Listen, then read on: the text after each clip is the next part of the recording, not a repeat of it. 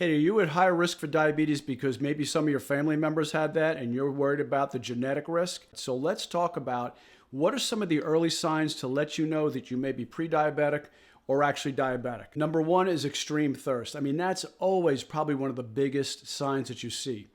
So are you drinking all day long, but yet you just don't seem to be quenching that thirst? That can definitely be a sign that you are pre-diabetic or diabetic.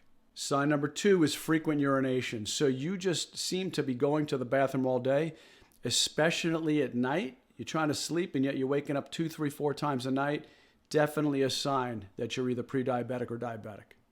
Sign number three, blurred vision. Are you starting to have issues with reading or even seeing that's really kind of coming out of nowhere? And maybe it's not even age related. You're not even thinking, well, I'm getting older, I'm supposed to be having issues with my eyesight. Because of how high blood sugar affects the small capillaries within your eye, it can actually start to blur your vision, so that is definitely also a sign. Number four, slow healing of cuts. This is always a big sign. When you have maybe a wound on your heel or your foot or your ankle and it just does not seem to heal, it seems to take forever. Once again, just like with the vision, anytime you're affecting the small capillary beds or starting to cause damage to them, your wound healing really becomes problematic. So this is another sign that you might be diabetic or pre-diabetic. And finally, number five, do you feel like after you eat, you're still exhausted? Well, that's typically a sign, because if your body's not getting the blood sugar from that food or the glucose into your cells, no matter what you eat, you're just going to feel exhausted and fatigued all day long. That is also a sign that you might be pre-diabetic or diabetic. So if you're starting to see these signs, please make sure you ask your doctor, or you can contact us, to do things like an A1C test to look at how your blood sugar has been over, say, the past 3 months. You could also do a fasting glucose test.